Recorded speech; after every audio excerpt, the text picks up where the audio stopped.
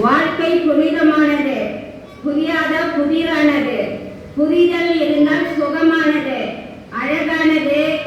அறிவை பயன்படுத்தினால் வரும் இன்னல்களை தவிர்க்க முடியும். தவிக்கும் உள்ளங்களுக்கு உதவ முடியும். ஊர் வாழ்த்த வாழலாம். அறியாமை என்றால் வாழும் வரை போராட வேண்டியதுதான்.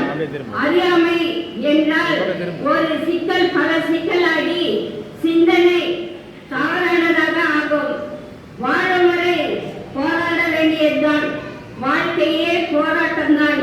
வாழ்க்கை என்றால் வறுமை, வேதனை, சோதனை, துயரம், துக்கம் அனைத்தும் அடங்கிய புத்தகம்.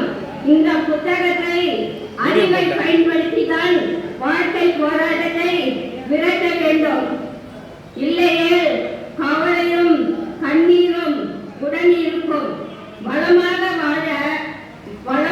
வாழாவிட்டாலும் பரவாயில்லை, வறுமையில் வாழாமல் இருந்தால் சரி.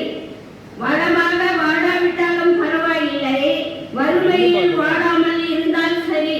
வந்து பிறந்து விட்டோம், ஆனால் வாழ தெரியவில்லை என்று இருப்பவர்கள் சிலர். வாழும் வரை போராடு.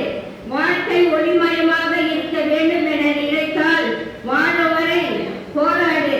வெற்றி என்ற இலக்கை அடைந்தவுடன் பாராட்டும் உலகம்.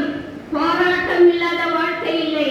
இதை புரிந்தால் உணர்ந்தால் வாழலாம். தேசிய விருதாளர் மு. சீதா, MS அரசு கலை மாமணி MS ராஜா ஐயா பிறந்தநாள் வாழ்த்துக்களை வாழ்த்து வயதில்லை வாழ்த்தி வணங்கி விடைபெறுகிறேன். அனைவரும் அவருக்காக ஓங்கி கைத்தட்டவும்.